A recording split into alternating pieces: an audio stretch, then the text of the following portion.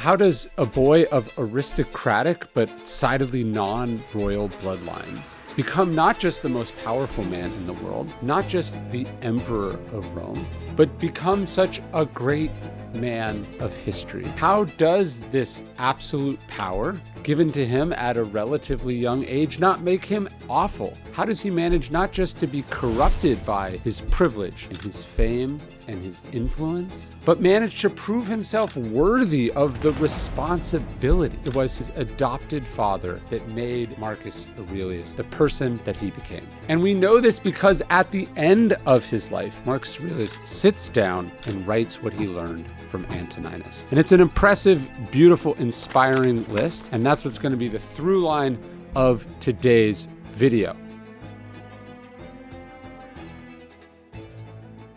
As I said, Marcus Aurelius is not born to be the emperor, but he catches the notice of Hadrian, then the emperor of Rome. But Hadrian, knowing that he doesn't have much time left and thinking that Marcus Aurelius is too young, understands that he has to come up with a guardian to help and teach Marcus Aurelius what he needs to learn. So Hadrian adopts an older Roman senator named Antoninus Pius on the condition that he in turn adopt Marcus Aurelius. And it is this influence that is the foremost guide to Marcus Aurelius's great life.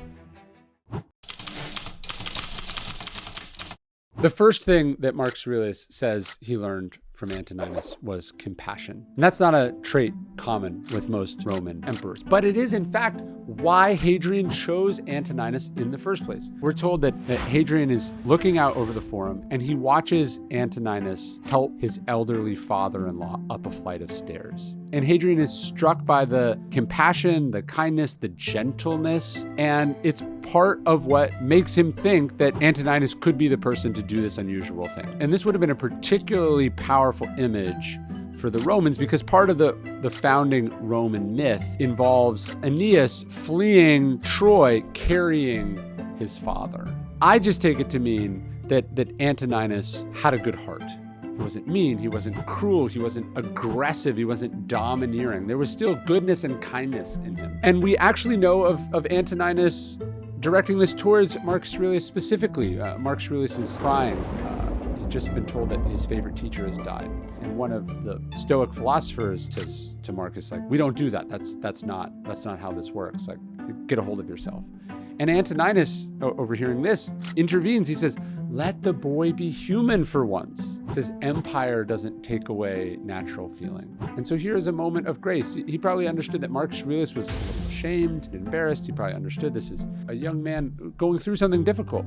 And here we have Antoninus extending compassion and understanding and empathy. And what a powerful thing that was to give Marcus Aurelius in that specific example, but also to imbue in him as a future leader.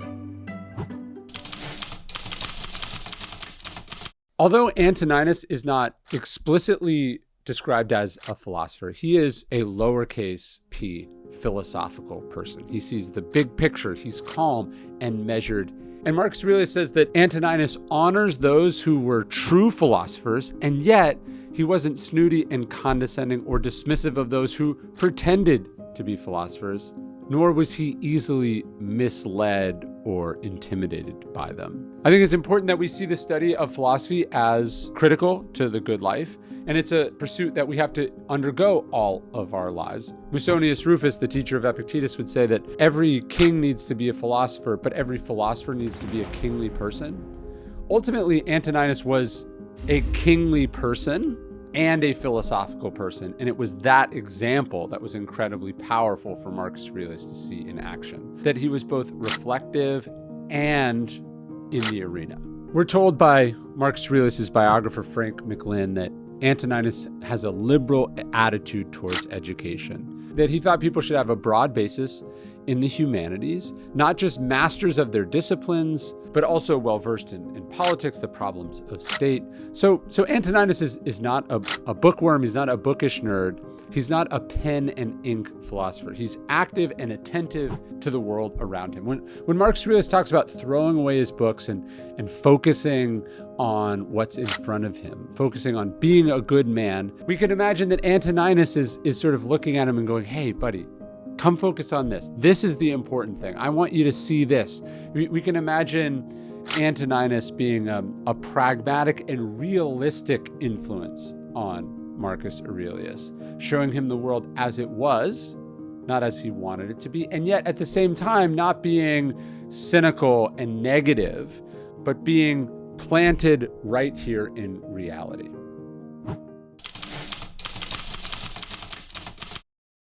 Antoninus was reflective, philosophical, and yet he was also decisive.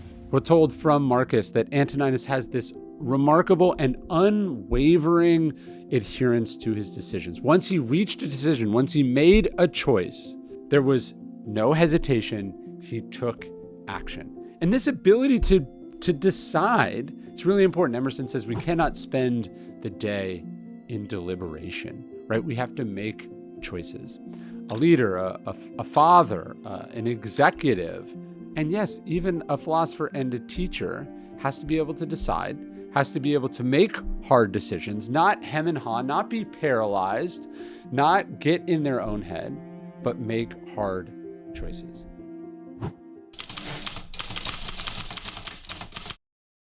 Look, unfortunately, most leaders aren't humble, and the world would be better if they were a bit humbler.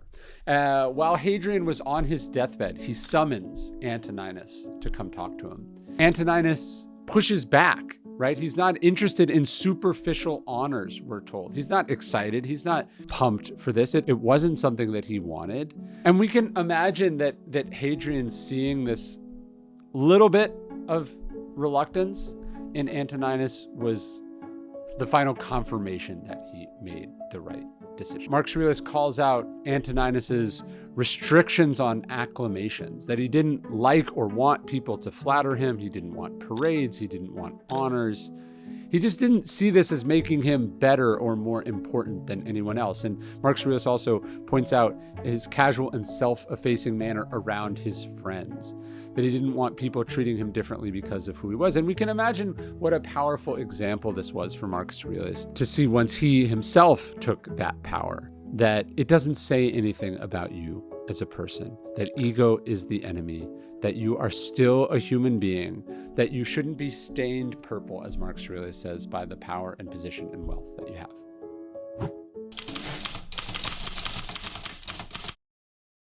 One of the things that Marcus Aurelius takes from Antoninus that he could not have possibly taken from Hadrian was his open mind, right? His willingness to be criticized or to change his mind.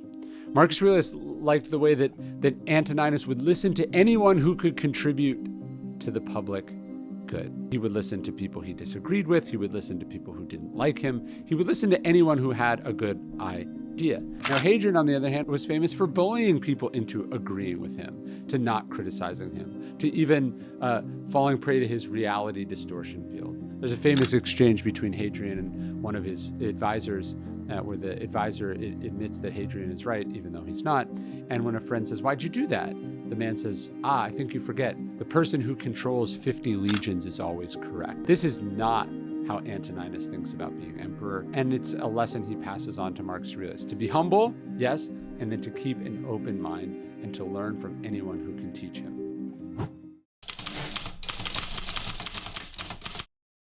There were some Roman emperors that were lazy, that were entitled, that basically didn't do the job. Tiberius retreats to this pleasure palace on an island.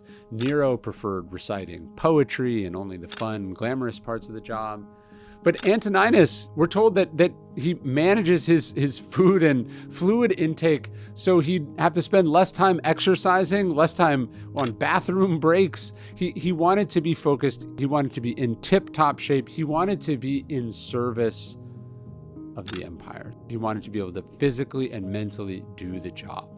And when Marcus Aurelius talks about rising early, working hard, doing what his nature demands, that work ethic is something he saw reflected in Antoninus for 2 decades. And this is so easy for hardworking people to do. Antoninus doesn't neglect his health. He doesn't abuse himself. So basically, by eating healthy and taking good care of himself, he was setting himself up for success. He was taking good care of himself so people wouldn't have to take care of him. It's a terribly inefficient shortcut that we take. We neglect sleep, we neglect taking care of ourselves, we neglect going to the doctor or the dentist because we don't have the time. And what this does is create problems that ultimately take a lot of time from us. Hey, it's Ryan. I'm on the road right now doing talks all over the country. I love traveling, I love going to new places. The thing I don't like about it though, is I don't get to sleep in my bed at home, which I like not just because it's home, but because I have an 8 sleep on my bed. I love it, my wife loves it. You can have different sides, cooled at different temperatures. It's even how I wake up in the morning. Instead of an annoying alarm clock or that, horrible sound on your phone, it lightly buzzes you awake. And then when you're up, you want to turn it off, you just tap the mattress. There's all sorts of awesome features in my 8 Sleep. It was worth every penny. I love it. You can use the code DailyStoic at 8sleep.com/DailyStoic right now for up to $500 off. And this 4th of July sale ends on July 12th, so don't wait. And if you have an HSA or an FSA, some 8 Sleep stuff qualifies for that as well. Through TrueMed, and qualified customers save about 30% on average. Check your eligibility at truemed.com/8sleep before you buy. TrueMed is for qualified customers. HSA and FSA tax savings may vary. Probably more than Marcus Aurelius, Antoninus was a people person. And we can imagine that's not an easy thing to do when you have the power of life and death over other people. But Antoninus took this seriously. He didn't want things to change between him and his friends. He didn't want people to be intimidated by him. He didn't want his power and success to come at the expense of relationships. And these relationships are work. And it's work that philosophers didn't do often enough. And I think we can see in Marcus Aurelius, learning from Antoninus, the importance of being social, of being kind.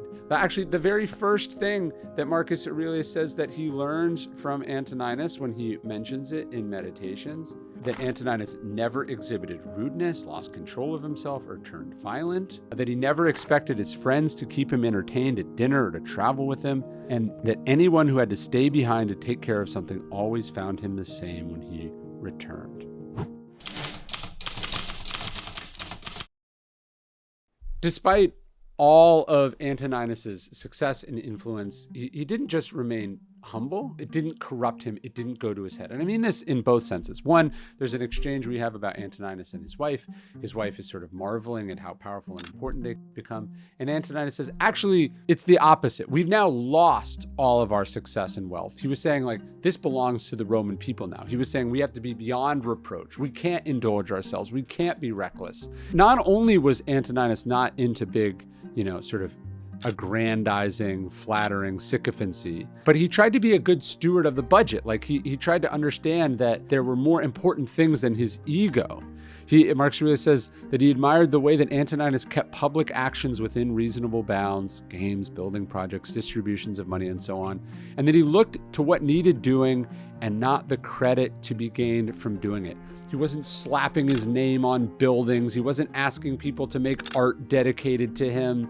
It wasn't about him, because he knew he wasn't special, and he knew that having statues and parades, it didn't reflect on you. Who you were, what you did, is what reflected on you. When Marcus Aurelius says self-reliance always, he was thinking of Antoninus's simple and straightforward and no-nonsense attitude and approach. I think Marcus Aurelius describes this quite well when he says that you could have said of him, as they say of Socrates, that Antoninus knew how to enjoy and abstain from the things that most people find it hard to abstain from and all too easy to enjoy. He had strength, perseverance, and self-control in both areas, the mark of a soul in readiness, indomitable. And that Marcus says when he had nice things and it was appropriate, he enjoyed them. And when he didn't have them, he didn't miss them. And this kind of humility and straightforwardness is something that Marcus Aurelius tries to model all his life.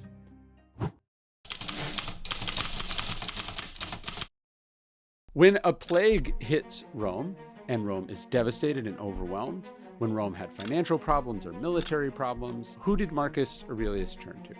He turned to the experts, he turned to his advisors. And he learns this from Antoninus. As Marcus Aurelius says, he had a single-mindedness, he was never content with first impressions, and he never broke off the discussion prematurely. He knew that he had to balance this expert advice against competing experts. He had to ask probing questions. It was his job to find out what really mattered, what was really the best course of action. And again, this is very different than the emperors who thought they were anointed by or ordained by God, that every thought they had in their head was genius or brilliant or obviously right, and who intimidated other people into telling them what they wanted to hear.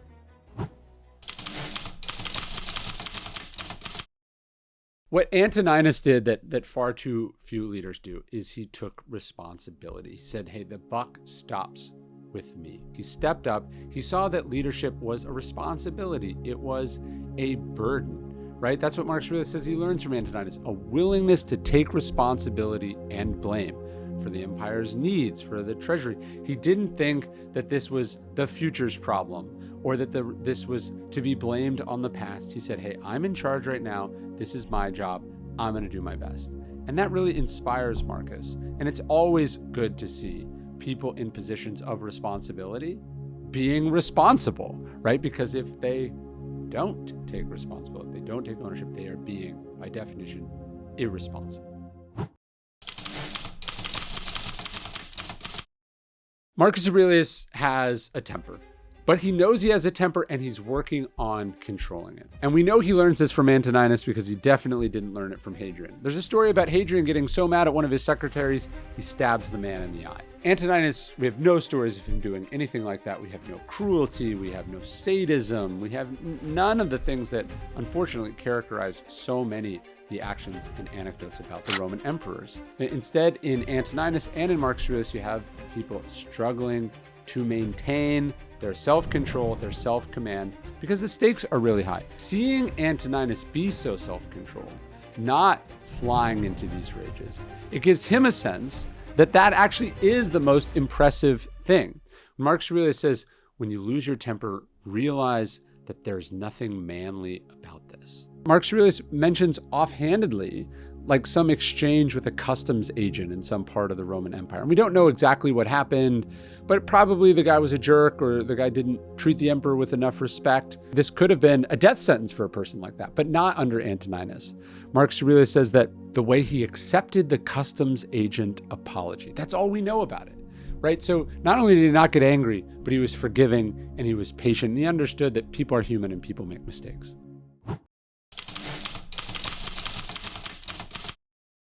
One of the things that Marcus learns from Antoninus is a respect for the old ways, what the Romans would call the mos maiorum, right? Traditional values. You know, he respects tradition. He respects virtue. He wasn't radically progressive or radically disruptive. He wasn't radical in any way. And yet, what Marcus Aurelius admires about Antoninus, that for all this lowercase c conservatism, he was still compassionate, he was still kind, he was still open and flexible, and he wasn't obnoxious and retrograde. Antoninus respected tradition without needing to constantly congratulate himself for safeguarding our traditional values. Right? He wasn't some Fox News dad. He wasn't some, oh, the kids these days. He respected tradition and traditional values, and yet he wasn't judgmental. He hadn't hardened his heart, and he was open-minded and flexible, which is a really important trait.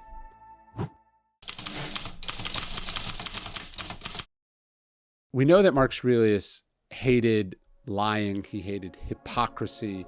He hated people who said one thing and lived differently. And what he loved about Antoninus is that what you saw with Antoninus was what you got. He had so few secrets that the only secrets he had were state secrets. And even then, not many of them. That he was transparent, that he was open, that if people could have seen what was going on in the palace, they wouldn't have been horrified. They wouldn't have been angry.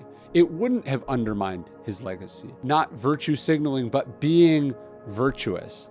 And Antoninus, in being both a powerful and important leader and a good person, that this wasn't a contradiction in terms, was really meaningful for Marcus Aurelius. And it's one of the most powerful lessons that parents can show their kids, that they aren't just paying lip service to these ideas, that they really believe them, they really matter, and they really are putting them into practice, and that the kids can too.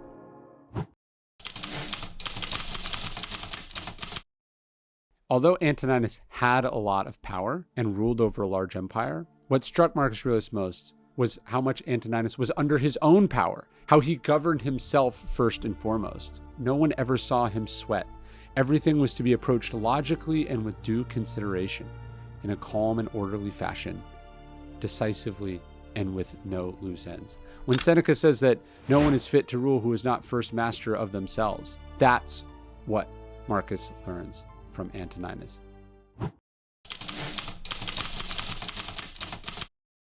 So Marcus Aurelius is given the gift of Antoninus, not just for a short period, as Hadrian had probably expected it to go, life expectancy then not being super long, but Marcus Aurelius is able to learn and serve underneath for over 20 years. So he gets to see this in action. He gets to learn a lot from him. They have a long relationship, much longer than Marcus Aurelius' actual relationship with his father, who died when Marcus was quite young. He mentions Antoninus in the beginning of Meditations, and then it is in book 630, where Marcus Aurelius is talking about escaping the corruption of power, being dyed purple, being imperialized, and how the purpose of this existence is to have an unstained character and to be an unselfish person. And he says that Antoninus is his model in doing this. And I thought I'd wrap up on this Father's Day video with what he said he learned from Antoninus, because it's worth just putting down for the record one more time.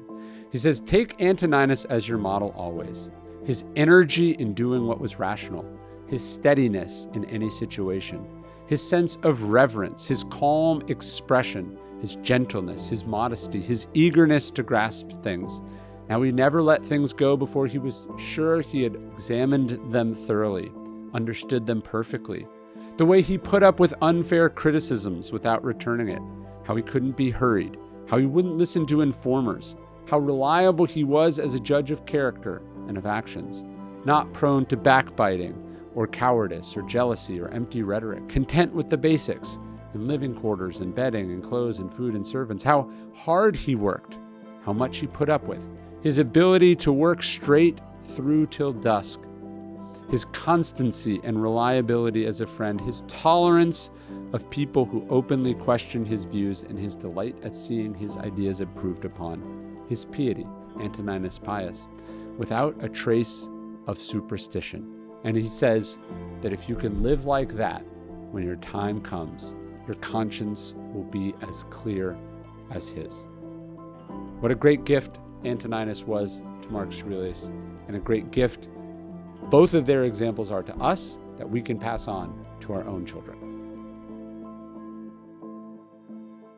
When my first son was born, I was looking for a place where dads could talk, where we could share the wins and the losses, talk about what's to come, and also commiserate about the hard days. And I couldn't find it for the same reasons that you probably haven't been able to find it, because it doesn't exist. So I spent the last couple years building it. And now we're making something new called Daily Dad Society. And it's not a lecture hall. The idea is that it's more like a campfire circle, where every month we dive into recommendations, tips. You get stuff that we like, that we've tested here at Daily Dad, stories, studies, screw-ups. We would love to have you join us. And you can do that if you sign up right now at dailydad.com/society. I know that I needed this, and I'm really excited to share it with you. If you want to be part of a circle of dads that show up for their kids and each other, I hope you join us today. I'd love to see you at dailydad.com/society.